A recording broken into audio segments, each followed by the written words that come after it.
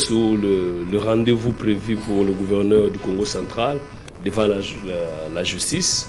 Avec Grace Bilolo. Avec Grace Bilolo, nous avons constaté que, avec regret d'ailleurs, avec amertume, c'est que le gouverneur devait être surpris par les faits lui reprochés. Pourquoi? Parce que le rapport en question établi par l'IGF n'avait pas associé le gouverneur en amont, donc il devait être surpris par rapport à tous ces faits-là. Mais voilà qu'à la sortie, nous avons suivi ces avocats qui ont reconnu que rien ne lui reproché. Et tous les griefs formulés à son encontre. Rien alors, donc, rien alors. En tout cas, c'est ce qui m'a surpris. Je me suis dit, mais à quoi bon tous ces rapports de l'IGF tant que la justice, qui est le dernier rempart, qui est le dernier refuge de nous tous, ne pouvait peut-être pas relever un seul grief. Bon, il y a la question de crédibilité aussi qui joue. Je ne vais pas parler des institutions, mais des animateurs de ces institutions-là. On les regrette, mais les gens doivent savoir que, puisque ce n'est pas aligné, que le gouverneur Grace Bilolo est retourné à son poste de travail au Congo central à Matadi. Donc, nous souhaiterons peut-être, comme on en a vu avec l'IGF, version Alingeti, quand il y a un tel rapport, le concerné doit être associé en amont. Donc voilà un peu, en tout cas c'est ce que nous avons expérimenté. Donc ce qu'on peut conclure, il est sorti Regariardi, il peut bomber la torse aujourd'hui. Tu as trouvé le vrai mot. Ok, merci beaucoup. Très bien, Ousmane Podokaba, salut. Bonjour monsieur le journaliste, bonjour aussi à mes co-débatteurs qui sont sur ce plateau, dans ce numéro de kiosque. Le problème d'embouteillage, parce que je viens même, comment je vais dire, d'en être victime, toujours d'embouteillage, surtout dans ma commune de Lemba. Comme je l'ai dit l'autre fois, le problème des réhabilitations de routes. Cette route de Sefou était en train d'être réhabilitée, mais cette fois-ci, il y a arrêt des travaux. On ne sait pas qu'est-ce qui se passe. Lorsque je suis passé aujourd'hui le matin, je vois, je ne sais pas, un petit panneau où on a écrit ce travaux est en train d'être fait, est en train d'être fait par le gouvernement provincial de Kinshasa. Alors c'est aussi encore l'occasion de dire à nouveau au gouverneur Daniel Bumba, en tout cas de faire diligence, parce qu'en tout cas les populations de Lemba sont en train de souffrir. Cette route, c'est une route de forte mobilité et c'est de la compétence du gouvernement provincial de Kinshasa. Donc au gouvernement provincial de Kinshasa, au gouverneur Daniel Bumba, je ne sais pas aussi aux ministres concernés de pouvoir faire diligence pour que les travaux de cette route puissent finir, afin de soulager les populations et les usagers de cette route-là. Très bien. Je crois que notre décor est planté, on doit devoir commencer avec l'émission. Joël Cadet, je commence d'abord cette première tour de table avec vous. Problématique autour de construction anarchique dans la ville-province de Kinshasa. L'hôtel de ville a eu d'abord à procéder tout récemment avec la démolition plutôt de la cité qui se trouve en fait dans la commune de la Tchangou. En fait, hormis ça, il y a également, hier, Pakadjouma a été démoli. Comment interprétez-vous ces problèmes? Très cher journaliste, il faut saluer les mesures salvatrices qui peuvent permettre à ce que les gens vivent dans la quiétude, que les gens soient épargnés des inondations, que les gens soient loin de chemin de fer, par exemple 15 mètres de l'emprise ferroviaire. Tout ça, c'est à saluer. Il faut saluer les mesures qui sont prises aujourd'hui. On a imposé aux citoyens congolais de dépenser au moins 555 $ pour se promener sur les routes de Kinshasa, avec les contrôles techniques, l'assurance, le permis. Et tous les contrôles ont été contigus dans un temps record. Donc il fallait trouver au moins cet argent ici pour nous. Mais contrairement à ce que mon frère Ousmane venait de dire, dernièrement, je pouvais faire pratiquement 2 heures pour quitter le chômage jusqu'ici. Aujourd'hui, j'ai fait pratiquement 15 minutes jusque sous ces kiosques parce que ces contrôles astreint certaines personnes qui ne sont pas en mesure, n'est-ce pas, d'acheter la vignette, d'acheter les contrôles techniques, de se faire contrôle. Et d'ailleurs, les contrôles techniques, là, ce n'est pas le contrôle, c'est juste verser de l'argent et on vous remet les documents. Est-ce que la continuité dont vous faites allusion a-t-elle rencontré vraiment l'assentiment de tous ces chauffeurs qui sont concernés par... Non, pas du tout. C'est pourquoi moi je voudrais revenir sur la thématique du jour pour dire, vous savez, l'autorité doit juger de l'opportunité d'une action en temps, pour quelles raisons et pour atteindre quels objectifs. En ce moment où Kabila, en ce moment où Nanga Kagame, Katumbi sont en train de chercher les boucs émissaires, là où ils cherchent ce que l'on appelle dans ma langue Katambaka Kwafukana, ça veut dire une branche avec laquelle tomber. Vous maintenant vous entreprenez toutes ces actions ici. Qu'est-ce que à quoi vous pouvez vous attendre? Par exemple, ce qui s'est passé au site par Sokopao, à Limete. Qu'est-ce qui se passe? Le ministre provincial se porte avec des policiers. Ils arrivent sur les lieux, ils sélectionnent les maisons à casser. Ils vont casser la maison, le bureau qui abrite la Commission nationale de lutte internationale contre la Commission nationale de désarmement, de lutte internationale contre le terrorisme, qui se trouve au niveau de Sokopao. On casse un bureau de l'État qui n'est pas construite dans l'emprise territoriale. Et cette commission est conduite par le général Katumbaye. Et le général Katumbaye, on saute toutes les bicos qui sont tout autour du bureau de la commission, on va casser sa propre maison. Donc, pratiquement, un règlement de compte. On pose la question au gouverneur. Le gouverneur dit que ce n'est pas moi. On pose la question au directeur général de l'ONATRA. Le directeur général de l'ONATRA dit que ce n'est pas moi. Et on présente, s'il vous plaît, on présente les documents, les jugements, l'arrêté ministériel du ministre de l'Urbanisme et Habitat, qui avait désaffecté ce lotissement. Le ministre Léon Moulumba répond, allez, donc il ne tient pas compte des décisions judiciaires. Et ça constitue en principe une rébellion lorsqu'on s'oppose. Il y a les arrêts du Conseil d'État. Il y a les arrêts de la Cour d'appel agissant comme cour administrative. Il y a les arrêts de TGI. Tout ça, ça ne lui dit rien. Lui, il est au-dessus de la loi. Mais maintenant, qu'est-ce qui se passe? La population s'organise. Et quand on vient casser les maisons là, cher ami, il n'y a même pas un investissement. Parce qu'il y a une législation en matière de déguerpissement. Pour le cas d'espèces, on a dit qu'ils ont été préavisés en fait. Non, ils n'ont pas été préavisés parce que le bureau de l'État qui a été détruit, ça c'est un bureau de l'État. Ça vous constatez qu'il s'est agi d'un acharnement, qu'il s'est agi d'un règlement de compte contre la Commission nationale chargée du désarmement, de la lutte internationale contre le terrorisme, et contre le général secrétaire permanent de cette commission. Donc vous comprenez. Et toutes les autres maisons tout autour ont été abandonnées. Mais maintenant, qu'est-ce qui se passe? Voilà que il y a maintenant ceux qui ont réagi. Ceux qui ont maintenant réagi, qui ont pillé. Parce que les dernières nouvelles à ma possession, à moins que je me trompe, je n'ai pas vérifié, on dit qu'il y a eu 2 morts. Un policier et un civil. Donc dans ces échauffourées-là. Et si, à ce moment ici, nous avons... Je salue mon ami Eliezer Tambwe, qui a été au Bandundu dans les fins fonds pour rencontrer les leaders de Mobondo. Mais on cherche d'abord à maîtriser cela. Et si ces gens-là se retournaient maintenant vers le fleuve, parce qu'ils peuvent utiliser facilement le fleuve et exploiter ces phénomènes, cette situation, pour faire du mal au régime de Kinshasa. C'est là où nous disons, on doit les mesures, on doit les prendre, on doit bien sûr... penser à ce qu'il y ait la paix, qu'il y ait de bonnes constructions, et ainsi de suite. Mais il faut prendre toutes les dispositions, préaviser les gens enlèvent leurs biens de valeur, ils les déplacent, et vous venez casser. Mais vous ne pouvez pas aller casser jusqu'à ce qui appartient à l'État congolais. Très bien. Gérard Lemba, je reviens à vous. Vous avez suivi l'argumentaire de Jean Cadet.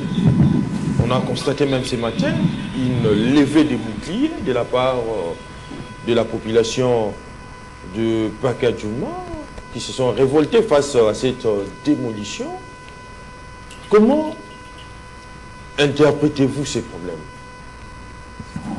Merci dit. Quel que soit le degré ou la profondeur de nos réflexions, je vais vraiment commencer par insister sur la dimension humaniste. C'est-à-dire que je demande simplement aux dirigeants, aux autorités, l'humanisme dans cette opération. L'humanisme. Même si la loi n'est pas respectée, il faut qu'il y ait ce sens d'humanisme dont vous faites allusion. Si tu peux vérifier, partout où on démolit, vous allez le voir avec des documents de l'État. Partout, vérifie. Maintenant, dans tout ça, à qui incombe la faute? À l'État ou à la population? Non, il n'y a même pas à discuter, puisque c'est l'État qui les a donné tous ces documents. Ils sont en conformité avec l'État. Et voilà que c'est le même l'État qui vient démolir.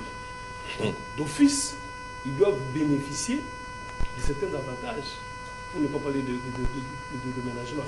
Donc, je crois avoir suivi Israël Moutal à l'époque, il était encore directeur du cabinet du gouverneur. Oui. Il a dit qu'on doit encore poursuivre les autorités qui ont eu à donner un peu tous ces titres immobiliers en illégalité. Mais jusque-là, je l'ai dit, jusque-là, on n'a pas enregistré un seul cas d'interpellation. Jusque-là. On ne peut pas le dire, c'est-à-dire qu'on n'encourage pas les voir entassés ou alignés sur la voie ferrée, avec tous les risques qu'il peut y avoir.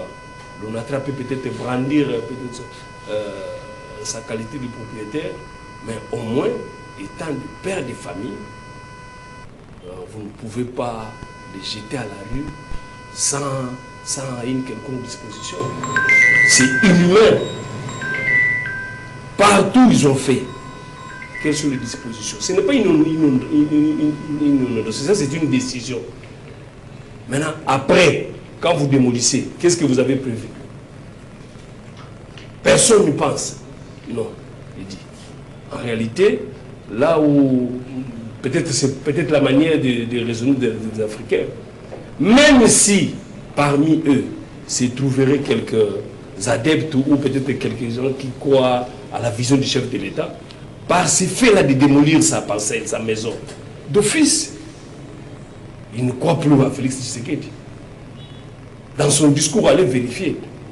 C'est pas pour rien, à un moment donné, on chantait au début de son règne ici, Papa Lobaki. Pourquoi? Parce que il y a mais quand on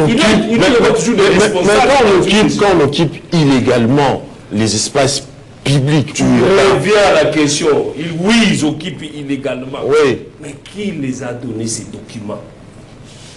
Nous revenons. C'est la même question que tu as de formuler. Qui les a donné tous ces documents-là? C'est le même l'État. Les conservateurs, vous vous rappelez encore du procès 100 jours de Vital Kamerhe, où nous avons appris ensemble ici, un conservateur devait se déplacer. Pourquoi? Parce qu'il s'agissait d'une haute autorité. Donc c'est comme ça que nous sommes traités. La loi n'est pas égale à tout le monde. Donc je reviens, j'insiste sur la dimension. On doit les voir quand même que oui, nous avons à démolir, mais en attendant, vous pouvez ne serait-ce que vous installer dans tel hangar de l'État. Et nous allons prendre des dispositions pour compartimenter un peu, pour que chaque famille soit un peu vive en dignité. C'est là que nous attendons. On ne va quand même pas commencer à les reprocher qu'en illégalité de l'État, alors qu'ils sont tous détenteurs d'un document de l'État. Qui est responsable? Quelque part, on doit voir, on doit retourner, trouver un peu qui était l'auteur de cette information. Comment dire? Il faut que le pouvoir arrête le pouvoir, disait Montesquieu. Permettez dans votre temps. Oui. Excusez, Eddy. Est-ce que vous savez que toutes les constructions le long de la rivière Gombe sont anarchiques dans le quartier Sosimat? Pourquoi on ne touche pas ça? Aujourd'hui, il y a les inondations à Lingwala. Pourquoi? C'est parce qu'on a construit. Même toutes les constructions dans la commune de Lingwala ici, oui, qui n'étaient pas prévues pour avoir des maisons en étage. Parce que vous savez qu'en plus, vous allez en hauteur, plus vous allez en profondeur. Oui. Et par conséquent, vous cassez les égouts qui conduisent les eaux, qui évacuent les eaux vers le fleuve. Pourquoi Rakin ici on ne vient pas démolir? Pourquoi on va seulement là où il y a les faibles? Pourquoi on ne peut pas? Moi, parce qu'aujourd'hui, si on doit être réel, sincère, si le gouverneur est vrai, on devra commencer par démolir les maisons construites le long de la rivière Gombe qui ont rétréci son lit. Par conséquent, l'eau doit rentrer. On va injurier Mbumba, on va injurier Tshisekedi, mais tous les caciques des Kabila, on construit là-bas, allez-y. Le lit est rétréci. Et c'est pourquoi l'eau doit être renvoyée vers le lycée français, oui, vers la rivière Gombe, et vous allez dire des rivières, ainsi de suite, vous allez insulter qui vous voudriez. Toutes les maisons des grands ici. Rakin est ici. Ça bloque l'eau pour aller vers le fleuve. Et pourquoi le boulevard est plein? Pourquoi l'avenue de Willery est inondée? Pourquoi comment ça s'appelle le boulevard Triomphal est inondé? C'est à cause de toutes ces constructions. J'aimerais que moi je suis arrivé à Kinshasa vers les années 2003, 2004, 2005. En tout cas, Lingwalala, c'était des maisons en taille basse. Mais aujourd'hui, allez-y. La commune de Kinshasa, c'était des maisons en taille basse. Mais en principe, ce sont des maisons qu'on devrait détruire et aller construire une nouvelle ville ailleurs au lieu de détruire simplement c'est le plus faible. Très bien. Joël Cadeau, on sent l'opposition, hein, contrairement à tes prises de position. Enfin, Gérald Lemba, vous avez la parole. Puisqu'il a fait référence vers Lingwala comme la commune de Kinshasa, je vais encore élever un cas. Chuté. Pour ceux qui ne savent pas, oui, derrière le stade de Martyr, il y avait un gros collecteur, un grand collecteur. Et aujourd'hui, certes, ils ont commencé à démolir et il y a des maisons en étage. Donc, parce que le cas Kadé a stigmatisé ou peut-être à souligner un fait de l'égalité devant la justice, mais je dois insister, c'est que de ce côté-là, il se montre un peu trudu par rapport à tout le monde. Quand vous êtes devant l'entrée Montfleury, vous allez voir, il y avait peut-être 4 à 5 immeubles. 4 à 5 immeubles qui ont été rasés, en fait. Rasés. Oui. Donc vous dire que donc il n'y a pas que les faibles qui sont la cible, c'est pour tout le monde. Mais notre problème, c'est que nous voulons voir un peu les auteurs de ceux qui a donné ces titres immobiliers à tous ces victimes. Très bien. Ousmane Podokaba, je reviens à vous. Vous avez suivi, hein, Joël Cadet, mais également Gérard Lemba. Faudra-t-il admettre que cette opération s'inscrit dans les cadres de la vision du gouvernement Bumba, visant d'abord à restaurer l'ordre public en mettant fin aux occupations illégales, mais également espaces urbains, mais aussi et surtout assainir la ville-province de Kinshasa. Votre analyse. Merci de m'accorder encore la parole. Alors, oui, je serais tenté peut-être d'adopter, comment je veux dire, le point de vue développé ici par M. Gérard Lemba, si je crois, Gérard Lemba, parce que ce sont des populations qui sont des populations de la République démocratique du Congo. Et ils ont eu aussi à voter, à participer aux élections. Si ces gens-là se trouvent dans des conditions déplorables, telles que nous sommes en train ici de l'évoquer, c'est parce qu'il y a aussi quelque part l'abandon du service public. Moi, je me rappelle même lorsque j'étais encore très petit, j'ai connu cette histoire. Et j'ai passé là où je voyais comment les gens vivaient dans des hangars et dans une sorte, je ne sais pas, des bidonvilles, apparemment comme Soweto de l'Afrique du Sud. Imaginons que ces gens doivent être déguerpis parce qu'il y a eu démolition. Hier, il y a eu déjà démolition. Est-ce que le service public, le pouvoir public, a-t-il prévu une réparation? Je ne sais pas si on l'appelle comme ça. Les indemnités de tous ces habitants. Indemnisation. L'indemnisation de tous ces habitants. Est-ce que le pouvoir public a-t-il prévu cela? Est-ce que le pouvoir public était-il en contact avec tous ces gens qui habitent ces bidonvilles?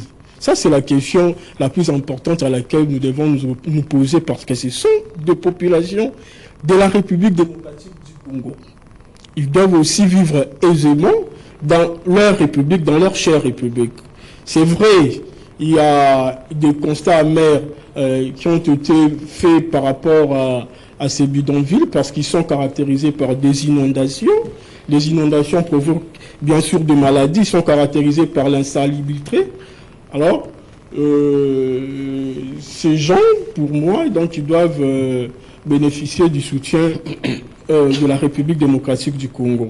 Aussi, je voudrais, comment je veux dire, insister par le fait que si l'État, le pouvoir public, a eu aussi peut-être à démolir ces bidonvilles, pour moi, c'est aussi pour deux raisons. Oui. La première raison, vous l'avez évoqué ici, parce que ce terre-là appartenait à l'ONATRA. L'ONATRA, c'est une entreprise de l'État, c'est-à-dire ça appartenait au pouvoir public.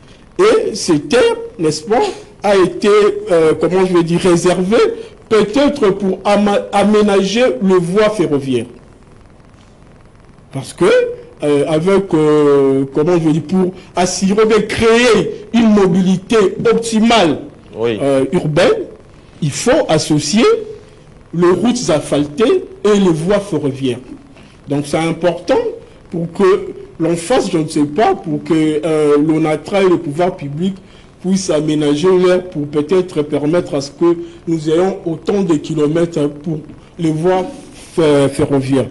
Parce que jusque-là, nous n'en avons que, je crois, si c'est 386 kilomètres sur les voies ferroviaires. Ce peut. Parce qu'à même de routes, même asphaltées, nous n'en avons pas. Je viens même de l'évoquer aujourd'hui, le problème que j'ai eu à rencontrer le matin à propos des embouteillages. Des embouteillages. Oui. Donc, le pouvoir public a raison, quelque part, de pouvoir démolir les sites pour aménager les voies ferroviaires. Mais aussi, les habitants qui y vivaient, ils étaient aussi caractérisés par la délinquance. Au-delà de la délinquance, il y a aussi ce problème de la prostitution. Alors, le pouvoir public ne peut pas laisser des gens, n'est-ce pas, vivre dans des conditions comme ça. Vous faites allusion à quelle délinquance? Juvénile, parentale ou comment? La délinquance, cette délinquance, c'est à tous les niveaux, hein, c'est à tous les niveaux. Oui. Les enfants, les mamans et peut-être aussi le papa. Donc le pouvoir public ne pouvait laisser des gens continuer à vivre dans des conditions aussi déplorables comme nous l'avons évoqué aussi. Donc au pouvoir public, ça c'est assez important, le côté humanisme, le pouvoir public doit pouvoir indemniser tous les habitants qui y vivaient. Je ne sais pas s'il y aura possibilité même de créer les relogements.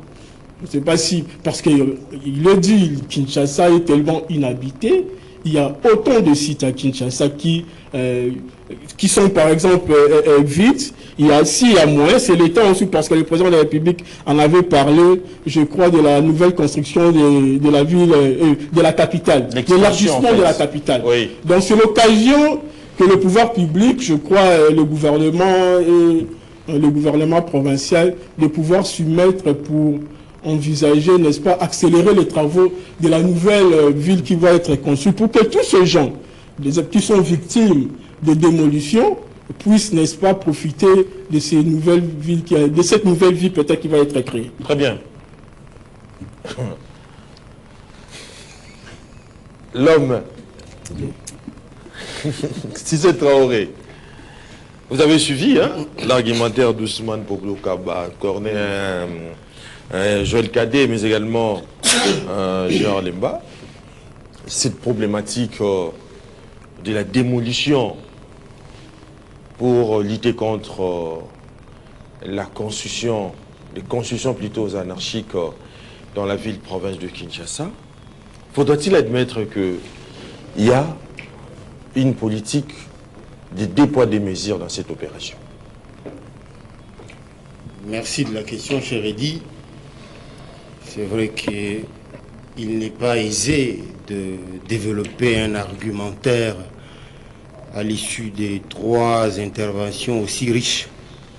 Qu'à cela ne tienne, on va essayer de s'y prendre tant mieux que mal. je rencontre Joël Cadet lorsqu'il évoque la question de documents de bord qui a récemment été, ou qui est en cours d'ailleurs, la campagne est en cours lancée par Ngobila. Toutes les politiques publiques qui doivent être implémentées par l'autorité de l'État doivent tenir compte de la situation sociale de son peuple. Je trouve inapproprié qu'on bombarde d'affilée 5 documents qui avoisinent les $600 pour des gens d'une petite bourse comme des conducteurs, des chauffeurs taxi. Parce qu'ici, pour ce qui concerne la campagne, ce n'est pas les particuliers avec leurs voitures personnelles qui sont concernés. Les vrais problèmes, ce sont les jeunes qui transportent les quinois chaque jour. Ce n'est pas Joël Cadet avec sa voiture qui va ramasser tous les quinois qui sont dans les arrêts des bus. Donc, le vrai problème, ce sont les conducteurs taxi. Et nous connaissons leur bourse. Pour quelqu'un de visionnaire, il ne peut pas bombarder d'affilée comme ça $600, des documents avoisinant $600 pour des gens d'une bourse comme celle des conducteurs de chauffeurs. Vous n'avez pas répondu à ma question. J'arrive, mais je te dis que je devais rencontrer Joël Cadet. Oui. Que je soutiens par rapport à cet aspect. Cependant, pour revenir à la question de Pakadjouma, oui, j'estime que les responsabilités sont partagées. L'État a sa part de responsabilité, mais les citoyens que nous sommes aussi. À quoi sert le contrôle citoyen? Quel genre de citoyens sommes-nous? Moi, par exemple, peu importe mes difficultés, je ne peux pas me permettre d'aller acheter sur le boulevard du 30 juin. Attends, je suis devenu fou, quoi. Même si c'est Tshisekedi qui vient me vendre, il dit, mais non, mon petit, tiens ça. Ça, c'est le titre de propriété, c'est moi-même qui vais signer. Mais je n'achète pas. Je suis fou, quoi. Donc, il faut une prise de conscience personnelle, en fait. Comment des gens peuvent se permettre, à moins que l'on ait pas, je ne sais pas comment l'expliquer. On vous vend aux abords de la voie ferrée et vous déboursez votre argent, vous achetez. Mais attends, c'est quel genre de citoyens, ça? Ils ont une part de responsabilité à ce qui arrive. Comme je disais tantôt, l'État a sa part de responsabilité, oui, les citoyens aussi, oui, eux qui acceptent. Et puis pour la plupart, il faut préciser, même lorsque Gérard disait qu'ils ont des titres de propriété, mais croyez-moi, ce ne sont pas des titres authentiques, ce sont de faux pour la plupart. Oh. Ce sont de faux. Je vous dis, les autorités ont tenté de remonter, comment dire, pour vérifier l'authenticité des titres qu'ils ont présentés. La plupart, c'est des faux. En majorité d'ailleurs, pas la plupart, disons la totalité, c'est des faux. Mais vous ne voyez pas que il y a quelque part, il y a quelque part, s'il vous plaît, il y a quelque part, cela nous dit rien ce manque de civisme de la part de ceux qui acceptent, oui, de se faire escroquer de cette manière. Je peux être dépositaire du pouvoir public, représentant je ne sais quoi du ministre des Affaires foncières ou des cadastres, patati patata. Je viens vous vendre à des endroits où vous-même, par votre intelligence, vous pouvez comprendre, ici, je ne peux pas m'hasarder. Est-ce que ça nécessite que l'Assemblée nationale ou que le président de la République vienne vous dire, ici, vous ne pouvez pas acheter? Le manque d'information. Il y a des sites qui ont déjà été établis comme des sites non édifiants, comme on dit. Oui. Mais est-ce que ces citoyens-là ne savent pas quand ils acceptent d'acheter à ces endroits-là? Mais lorsqu'il y a retour de la manivelle, on se plaint, on est de l'État. Au-delà de ça, il y a la question de la priorité. Ce site est prioritaire au vu de la nouvelle urbanisation que nous voulons implémenter dans la ville de Kinshasa. On peut comprendre que l'on soit large avec disons, des habitations de fortune d'un autre site. Mais pas celui-là. Il est urgent, on cherche à le récupérer pour construire quelque chose qui servira à désengorger la question de... à assouplir la misère des Kinois pour ce qui concerne la mobilité. Et là, on ne peut pas être... on ne peut qu'être intraitable avec des gens qui, par leur turpitude à eux, se sont fait rouler pour acheter à de tels endroits. Mais maintenant, la part de l'État, c'est laquelle? C'est vrai que ceux qui viennent avec... ceux qui viennent vendre aux citoyens, comment dire, c'est lopin de terre, c'est des gens mandatés par l'État.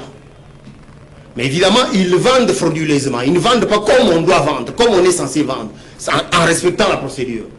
Ils vendent frauduleusement. Donc, un agent de l'État pourrit bien sûr qui vient vendre la décision. C'est là où je dis c'est la responsabilité de l'État. Parce que c'est l'État qui a mandaté, c'est lui qui leur a vendu.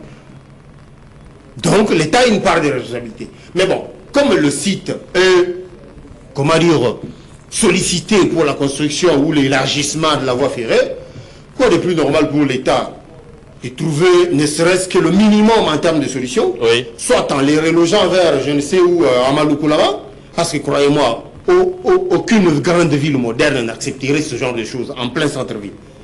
Ce que l'on voit là-bas à Pakajouma, non, écoutez, pas en plein centre-ville comme ça. Quoi? On peut les...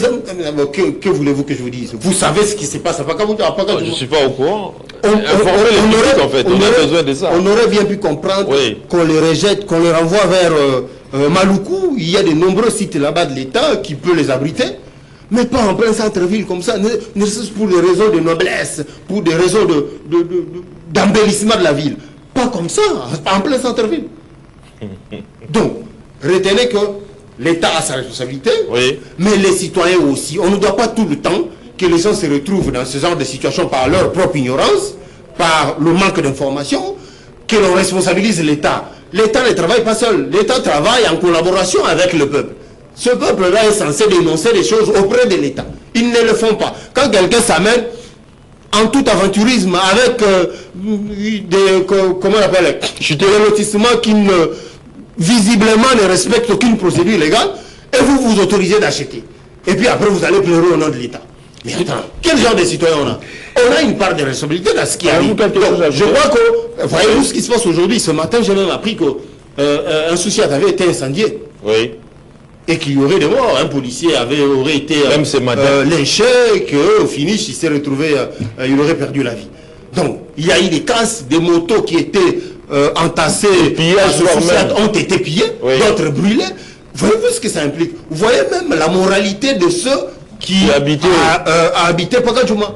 Au-delà du fait qu'ils ont officialisé le plus vieux métier du monde, mais on ne peut pas comprendre que ces gens viennent encore comment dire, officialiser la délinquance en tuant, en raquettant, en truandant les gens. Très bien. Je pensais peut-être de placer un mot par rapport à ce que... Avec une minute là. Ouais, c'est que Sissa dit. Oui. Sissa dit que les responsabilités sont partagées. Là, je suis d'accord avec lui. Oui. Mais dire que tous les documents qu'ils détiennent sont faux, là, c'est ça. Qu'est-ce que disent les autorités? Non, attendez, si. Vous prenez l'espace... Moi, j'ai des jugements. J'ai arrêté ministériel. Vous prenez l'espace... Elie, vous prenez l'espace de Kitamo Magasin. Parce que toutes les parcelles ont été rasées. Vous savez, bien sûr que oui, nous parlons de la démolition du cas général. Pas qu'à jouer. Non. La passe, j'ai la parole. On ne doit pas... La passe, c'est des affectations. Il y a signé par le ministre... On a démoli tout ça. Et il y a des jugements. On a démoli toutes ces maisons. Je vous les envoie maintenant même. Généralement, pour avoir facilement les gens à venir peut-être s'enquérir des parcelles, la passe c'est quoi? C'est qu'eux-mêmes, les directeurs de l'ONATRA, ils commencent à s'offrir des parcelles. Vous voyez un peu. Donc comme preuve que vous n'avez aucune inquiétude. Mais au finish, le directeur en question vont vendre, liquider ces parcelles-là pour vous laisser. Aujourd'hui, toutes les belles maisons. Là, ce ne sont pas de n'importe qui, comme on dit les petits peuples. Je suis à Kitamo Magasin. Je dis, depuis toujours, quand vous êtes à Brazzaville, ici, il y a un terrain urbain qui fonctionne. Et nous qui avons une estimation de 20 millions d'habitants, il n'y a aucun train urbain. Mais c'est ici. C'est comme si nous sommes tous incapables de résoudre de permettre à ces trains de fonctionner normalement. Parce que c'est ici l'occasion. Exactement. La question est, quand ils commencent à construire, où est l'État? C'est ça la grande question. Quand ils commencent là, il y a un débit, tous, ils le font au-dessus de tout le monde. Où est l'État? Très bien, changeons de registre. On ne doit pas s'éterniser là-dessus. On court derrière l'État. On dit que l'administration connaît tout. Puisque tu relèves que ce sont des faux documents. Donc l'État a tout le pouvoir, toute la compétence. Très bien. Tous ces fossoyeurs. Très bien. La problématique autour de la tenue du dialogue politique en République démocratique du Congo en vue de résorber la crise sécuritaire dans la partie est du pays. Joël Cadet, je commence par vous. l'Angola, officiellement mandaté pour conduire les consultations en vue d'un dialogue politique pour résorber la crise. Hier, le président de la République, Félix Antoine Tshisekedi Tshilombo, Joao Lourenço, et également les Togolais forts Nyasingbe, médiateurs de l'Union africaine, se sont réunis à Luanda avec Olusegun Obasanjo. À l'issue, ils ont prévoyé un cessez-le-feu immédiat pour entamer cette possibilité de se mettre autour d'une table et puis parler de la crise sécuritaire. Joël Cadet, comment interprétez-vous ces problèmes?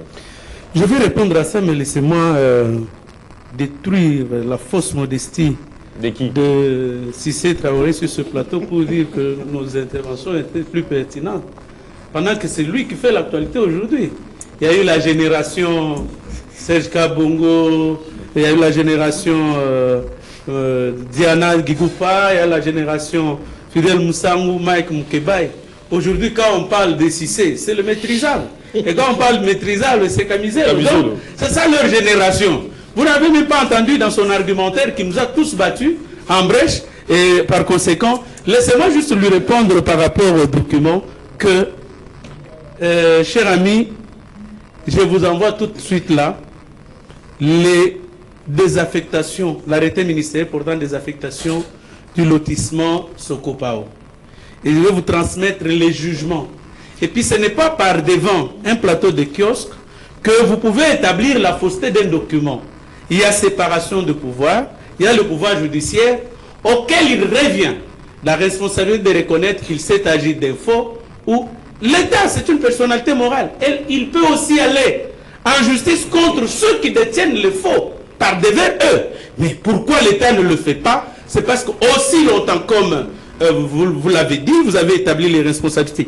Aussi bien pour la population qui par sa turpitude va acheter dans ces lieux non fécondés comme vous l'aviez dit, et l'État qui octroie ces documents. Mais alors, c'est là où je dis, et puis bien pire, quelle est la politique d'habitat que nous avons dans notre pays? Mouzito l'a dit plusieurs fois, que Kinshasa est habité à 5%, et que les 85-95%, c'est Maluku, c'est Nsele, qui sont inhabités. Quelle est la politique que nous avons mise en place? Aujourd'hui, allez, je pense, j'étais avec vous en Ouganda. Quand vous partez en Ouganda, Entebbe, vous voyez le long de la route, quand vous quittez l'Ouganda, vous quittez Entebbe vers Kampala, il y a de nouvelles villes, de nouvelles constructions. Allez au Bénin aujourd'hui, la capitale du Bénin, c'est une nouvelle capitale qui a été construite. Mais pourquoi nous ne pouvons pas réfléchir à déplacer Kinshasa? Parce qu'un jour, nous allons nous réveiller, Gomesi sera inondé, Lingwala sera inondé, commune de Kinshasa sera inondée, commune de Barumbu sera inondée. Répondez à la question. Oui, c'est ce que je dis. Répondez à la question. Nous devions réfléchir sur des politiques d'habitat. Parce que aussi longtemps que nous n'en avons pas, nous ne pouvons pas faire souffrir les faibles. Très bien. Répondez à la question. Cher ami, nous avons fait 30 ans, 30 ans jour pour jour, depuis que la guerre a commencé en 1996, jusqu'aujourd'hui. Qu'est-ce que les Africains nous ont apporté? Parce que tous les Obasanjo que vous voyez intéressés, ce n'est pas par rapport à son souci de voir la paix. Obasanjo veut préserver ses carrés miniers. Aussi, autant que l'État bombé qui est consort. Nous avons déjà fait un pas avec les États-Unis d'Amérique. Je crois que nous pouvons nous accrocher à ce dit qui peut nous apporter la paix. Dites-moi, mais l'application, quelles sont les causes profondes que la conférence nationale souveraine n'a pas trouvées à la crise congolaise? Parce que la conférence nationale souveraine, il y a eu toutes les commissions possibles et elles ont établi les diagnostics en même temps que la thérapeutique. Pourquoi ne pas recourir aux archives au lieu de chercher encore que l'État congolais prenne en charge des bourses de son trésor pour prendre en charge tous ces États, tous ces médiateurs qui viendront, parce qu'ils seront pris en charge par le gouvernement, le trésor congolais. Parce que nous avons évolué. Jusqu'au mois de novembre dernier, sur France 24, on pose la question au ministre rwandais des Affaires étrangères. Est-ce que vous avez les troupes au Congo? Il dit non. au mois de décembre, Kagame descend à Moscou. Il fait le discours, il dit ceci, que la guerre que nous menons, nous l'avons menée, non pas contre Tshisekedi, parce qu'elle dépasse Tshisekedi. Tshisekedi l'a trouvé. Oui. Quand nous avons recommencé avec le M23 en 2011, 2012, Tshisekedi n'était pas là. Notre problème, c'est la récupération de terres qui ont été ravies à la suite de la colonisation. Nous avançons. Pas loin que hier, l'ambassadeur du Rwanda aux Nations Unies, non, aux États-Unis, pardon, elle est convoquée au Sénat. Elle dit, nous avons une coordination commune des opérations en RDC pour générer la confiance entre eux et nous dans la lutte contre les FDLR. Mon cher ami, dites-moi encore quelle est la cause encore qui reste à vider pour qu'il y ait la paix dans l'Est de la RDC. Il y a eu combien d'accords? Il y a eu combien de dialogues? Nous avons eu le dialogue de Goma, qui nous a provoqué même le M23 ici. Parce que dans ces dialogues que nous avons remis la gestion de l'Est entre les mains de Rwandais, les services de renseignement rwandais peuvent entrer chez nous comme ils veulent. Ils peuvent contrôler toutes nos 9 frontières. Et on devrait leur remettre pratiquement la rançon de 68 millions de dollars par an. Et aujourd'hui, on arrête tout ça. Vous voulez. Tu sais qu'il est arrivé, il a proposé tout au Rwanda. Mais le Rwanda a refusé. C'est pourquoi moi je vous dis, aujourd'hui, je distingue, c'est quelqu'un, je l'ai suivi hier, il faut distinguer les acteurs de l'agression ou de la rébellion et les associés ou les alliés de la rébellion. Côté acteurs, vous avez les Nanga, vous avez les Bissimo, vous avez Moïse Nyarugabo, et ainsi de suite, qui sont sur le terrain, qui tirent. Les associés. Les associés, vous avez Ambongo, Chole, Mouteba, vous les avez. Et dans la politique, vous avez les Katumbi, les Lubaya, les Sessanga ici. Tous collaborent parce que tous ont traité avec l'agresseur. Ils ont les numéros de Kagame. Ils peuvent parler avec lui. Ils ont les numéros de James Kabarebe. Tous. Et dans l'armée, nous avons les filtrations. Oui. Voilà pourquoi ça nous a été difficile de gagner cette guerre. C'est pourquoi moi je dis, cher ami, aujourd'hui nous avons déjà fait un pas avec les États-Unis d'Amérique. Je crois qu'il faudrait que nous puissions mettre en place tous les mécanismes possibles pour aller jusqu'à la paix, que de se distraire, parce que c'est une distraction. On ne va pas négocier avec quelqu'un pour qu'on partage. On ne va pas traiter les problèmes de Sokopao à ce dialogue-là. S'il vous plaît, Ousmane, est-ce qu'on va traiter les problèmes de Sokopao? On va traiter les problèmes des inondations sur la ville? Est-ce que va-t-on traiter les problèmes de l'insécurité? Va-t-on traiter les problèmes de manque de courant, de l'électricité? Non, ils ne vont pas traiter ces problèmes-là. Leur problème, ça sera qu'ils puissent avoir, qu'ils se partagent le pouvoir. Tu sais qu'ils ouvrent le couloir, ils le font entrer, ils entrent, ils commencent également à exercer, ils se reconstituent un peu. Ils ne vont pas traiter nos problèmes, cher ami. Très bien. Joël, moi je reviens à vous. Vous avez suivi Joël Cadet, Kagame, qui monte au créneau pour réclamer ses terres. Mais entre-temps, sur le plan interne, la classe politique réclame les dialogues. Faudra-t-il admettre que, avec cette prise de position de Kagame, la question du dialogue est vidée de toute sa substance?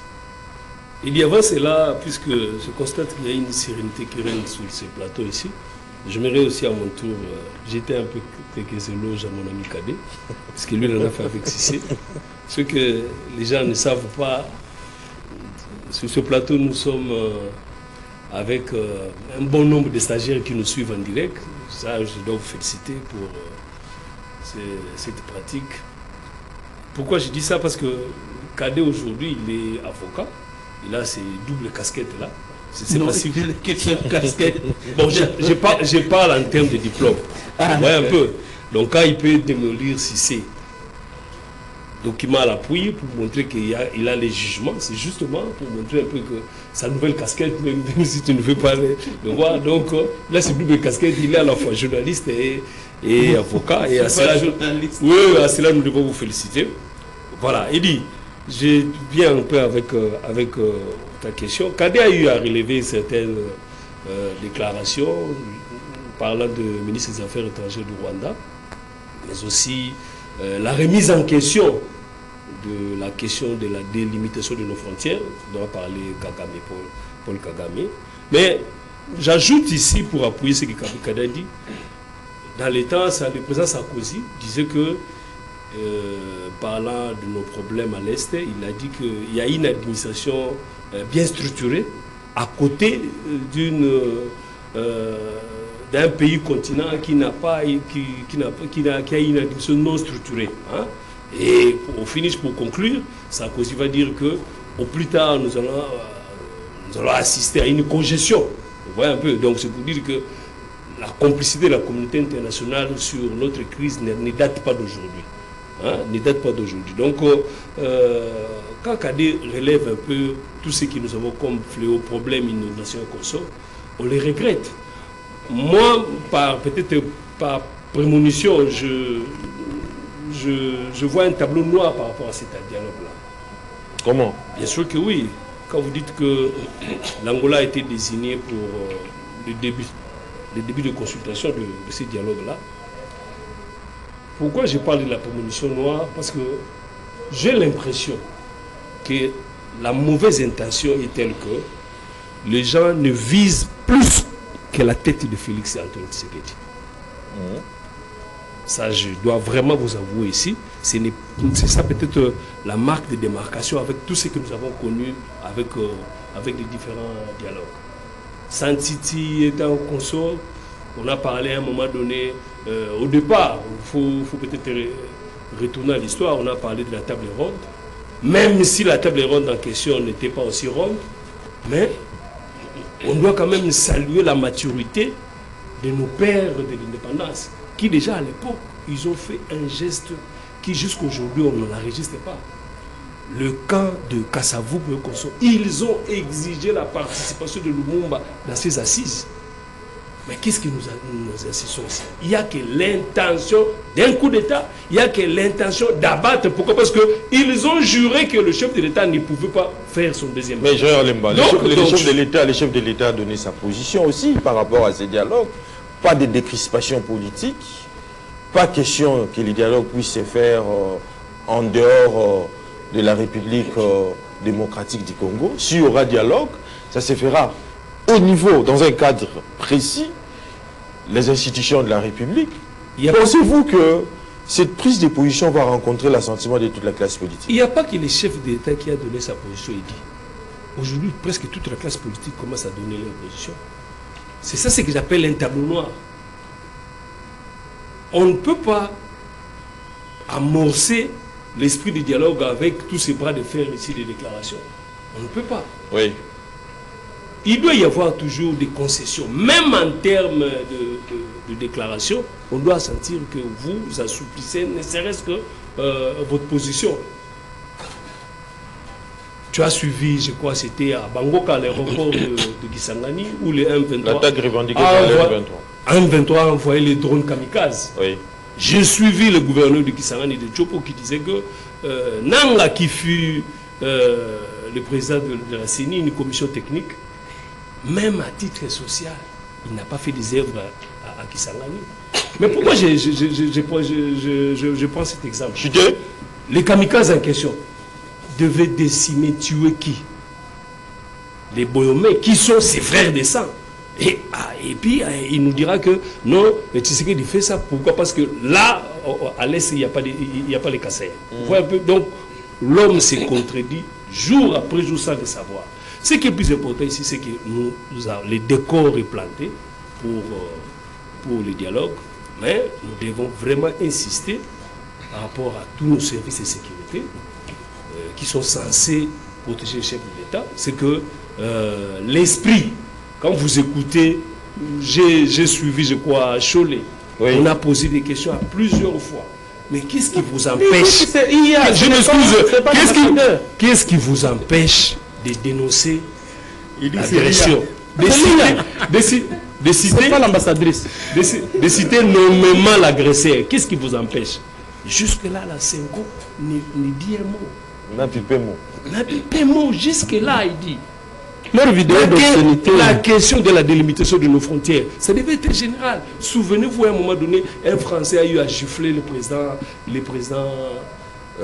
Macron. Et Ségolène hein, le premier opposant de la classe politique de l'opposition, qui est le premier à fustiger l'acte, les gestes. Mais malheureusement, chez nous, c'est la bouillabaisse. Les gens laissent acclamer. C'est la bouillabaisse. On veut nous démontrer que la Kinshasa ne marche pas bien, la mauvaise gestion. Mais la question du pays, elle est commune, non? La question des frontières, elle est commune. Ça ne dépend pas de qui gère mieux. Non.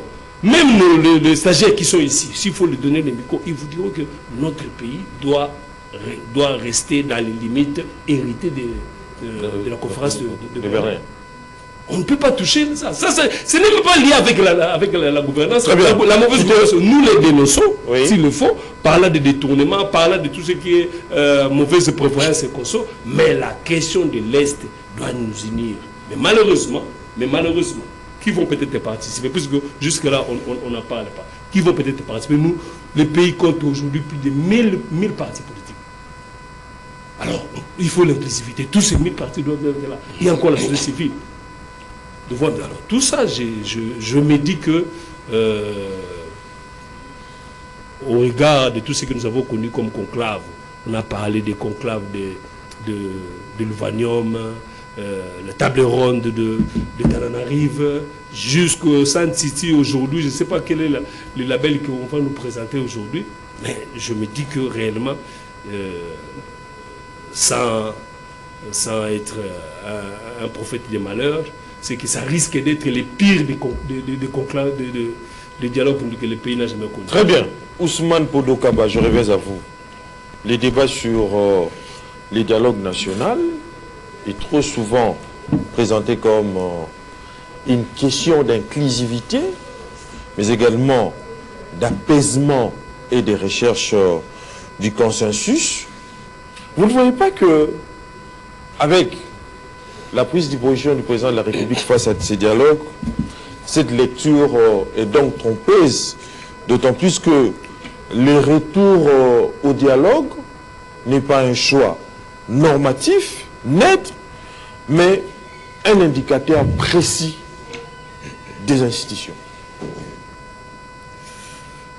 Bon, je l'ai toujours dit que le président de la République est dans son plein mandat. Nous sommes en 2026, il lui en reste encore 2 ans. Alors, il est jusqu'en 2028. Donc, le président de la République, dans ses prérogatives, il peut en juger sur, comment on veut dire, le bien fondé d'un dialogue, bien d'une assise dans les cadres internes ou nationaux. Mais laissez-moi un peu peindre un tableau sur les relations que nous avions toujours entretenues avec les États-Unis d'Amérique. C'est comme si les gens ont tendance à croire que c'est pour la première fois que les États-Unis d'Amérique aient un contrat, je ne sais pas, un accord avec le Congo. Alors que les États-Unis d'Amérique sont avec la République démocratique du Congo avant même 1960. Les États-Unis d'Amérique. Parce que lors de la conférence de Berlin en 1885, lorsque le Congo avait hérité, comment je veux dire, des frontières que nous avions aujourd'hui, ce sont les États-Unis d'Amérique qui avaient jubilé.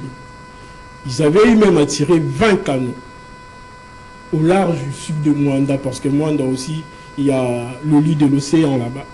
Donc, les États-Unis d'Amérique ont toujours été avec la République démocratique du Congo. D'avant 1960 et jusqu'à aujourd'hui, les États-Unis d'Amérique jouent toujours un rôle prépondérant. Oui. Sur les questions politiques de la République démocratique du Congo. Vous avez vu même en 1960 que les États-Unis d'Amérique ont été là.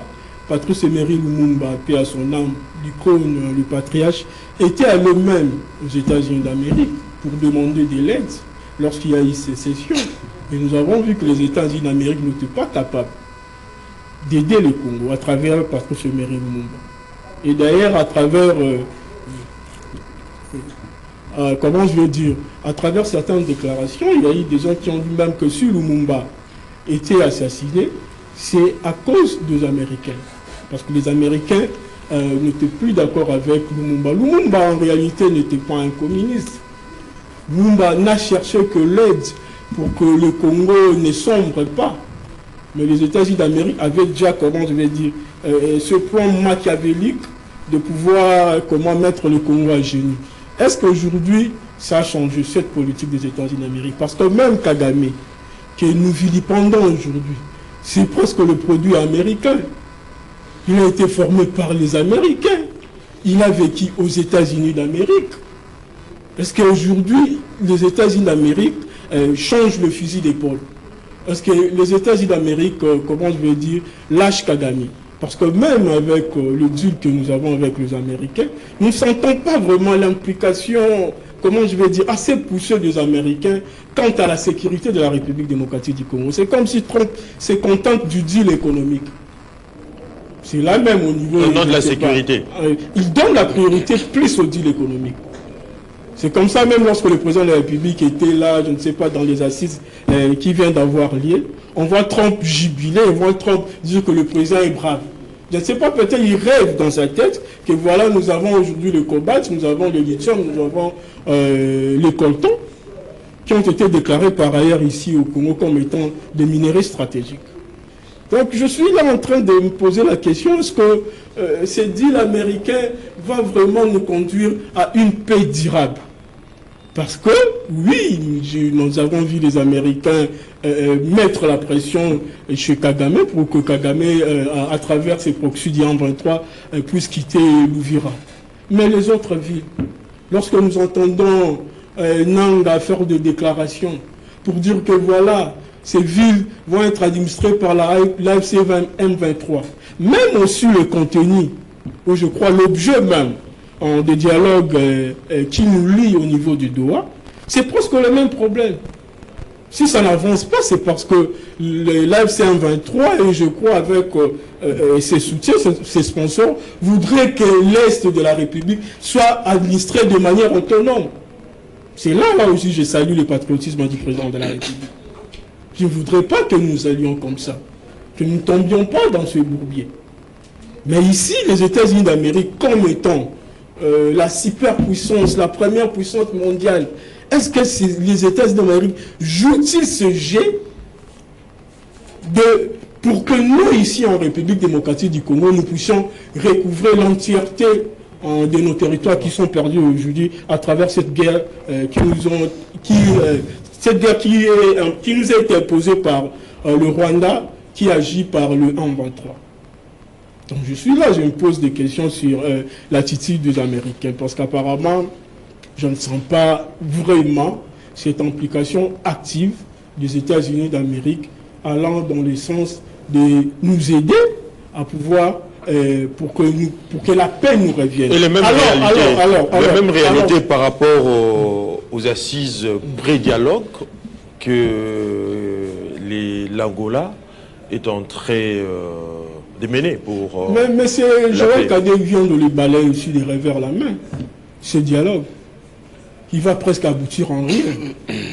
Ici, moi, je voudrais que le président de la République, parce que c'est lui qui a le mandat, parce que c'est lui le garant du bon fonctionnement dans l'institution, que le président de la République, je ne sais pas de tandem avec le gouvernement, puisse créer les conditions qui nous permettront de pouvoir, n'est-ce pas, sécuriser nos villes par le moyen des armes, par le moyen militaire. Parce que j'avais suivi Obama lorsqu'il était président de la République. Avec une armée des clochards. Obama a dit lorsqu'il était président de la République que pour qu'un État soit respecté, bien au-delà comment je dis, d'une économie forte, pour que cette économie puisse continuer à fleurir, il faudra une armée forte derrière. À nous, ici, d'organiser une armée, de créer une armée forte, une armée dissuasive, pour que toutes ces histoires qui nous lient aujourd'hui, cette insistance des dialogues, pour que ces dialogues ne puissent pas, n'est-ce pas, refaire surface, nous devons avoir une armée capable de sécuriser l'entièreté des frontières de la République démocratique du Congo. Très bien. Si c'est Traoré, hier, c'était l'accord de Washington, Doha. Aujourd'hui, c'est l'Angola qui doit également mener des consultations en vue d'un dialogue pour résorber la crise sécuritaire dans la partie est du pays. Faudra-t-il admettre qu'on assiste aujourd'hui à une floraison des initiatives de paix qui, du reste, n'amènent rien? Merci de la question. Il faut préciser d'entrée de jeu que je n'ai jamais été partisan du dialogue. De mon point de vue, je vois que cette guerre mérite une solution autre que celle issue du dialogue. Et encore que toutes les solutions issues du dialogue ont toujours échoué, ont toujours été éphémères. Aucune d'entre elles ne nous a apporté la paix durable. Alors que ce que nous recherchons, c'est une paix durable. Oui. Pas une paix éphémère comme celle qu'on a vécue par le passé. Comme c'est acté que le dialogue n'apporte pas de paix durable, quoi de plus normal de l'oublier? Donc, de mon point de vue, si nous allons à ce dialogue, dans les mêmes formats que ce qu'on a connu par le passé, croyez-moi, une décennie plus tard, il y aura naissance de la nouvelle rébellion, soutenue par Kagame, parce que croyez-moi, ce dialogue, s'il a lieu, va-t-il restituer à Kagame les terres qu'il réclame? Jamais. Je ne crois pas. Et que donc, son problème va rester entier. Son problème n'aura pas été résolu. Alors, si le problème de Kagame qui fait la guerre n'est pas résolu, quoi de plus normal que demain, il trouve un autre Nanga, un autre Kabila, qu'il va soutenir, armer, former, pour une nouvelle rébellion. Si on voit les choses de cette façon-là, 10 ans, 20 ans, 30 ans plus tard, si le Kagame est toujours en vie, bien évidemment. C'est une idéologie. Voilà, j'espère qu'il est en train aussi de transférer son idéologie à ses lieutenants tels que les James et les autres. Alors, comme je disais, le dialogue ne garantit pas le retour d'une paix durable. De mon point de vue, la solution se trouve dans la démarche de l'accord de Washington. Il y a tout dedans. Oui. Tout dedans. L'accord de Washington vient nous requinquer du point de vue de l'armée, formation, soutien, partenariat, tout ce qu'il faut. Mais son application pose problème, c'est ça le mal. Évidemment, c'est un accord. Ne croyez pas que ça va s'exécuter de façon aussi fluide comme du pain qu'on va dans la rue. Non. Cet accord de paix, ça dépendra de l'efficacité de notre task force à nous, qui est déléguée là-bas pour discuter avec l'administration Trump. C'est à nous de monter les enchères. Les États-Unis sont un tout petit peu ébranlés par les avances que la Chine a enregistrées en matière de minéraux critiques. Les minéraux critiques, c'est le pétrole du XXIe siècle. Et les États-Unis en ont besoin. Alors, nous qui en détenons la plus vaste quantité, quoi de plus normal pour nous d'être des bons négociateurs face aux États-Unis d'Amérique? Si on en a des bons, on peut tirer les draps du côté de la RDC pendant ces négociations face à l'administration Trump, de sorte que même ce qui a été convenu au départ puisse être revu à la hausse. C'est faisable. Il suffit d'avoir des bons négociateurs, c'est faisable. Alors, au moyen de cet accord, on peut obtenir une armée forte, l'armée forte que nous réclamons là. On peut l'obtenir grâce à cet accord, à ce deal économique USA-DRC. Parce que les États-Unis, en ce moment, ici, peuvent concéder beaucoup de choses. Parce que cherchant à se procurer aussi une chaîne d'approvisionnement. Mais maintenant, c'est à nous de leur dire, écoutez, il n'y a pas de chaîne d'approvisionnement à RDC sans le retour de la paix. Oui. Il n'y a pas de chaîne de minerais à RDC sans sécurité, sans pacification. Il n'y en a pas. Vous n'en aurez pas si vous ne pacifiez pas. C'est à nous de leur dire ça clairement. Et comme ils ont besoin de ces minéraux pour contrer les avancées chinoises, je crois qu'ils peuvent, d'une mesure ou d'une autre, céder si on a des bons négociateurs. Maintenant, il faut préciser que c'est à la balle est dans notre camp. C'est à notre task force de faire le plus grand travail, c'est lui de convaincre le partenaire qui est USA, que ben écoutez, nous allons vous garantir l'accès à nos minéraux, mais donnez-nous ceci, voici ce que mais vous ne voyez pas que dans ce même ordre d'idées, il y a un certain nombre d'éléments qui paraissent y déterminer nos malheurs aujourd'hui.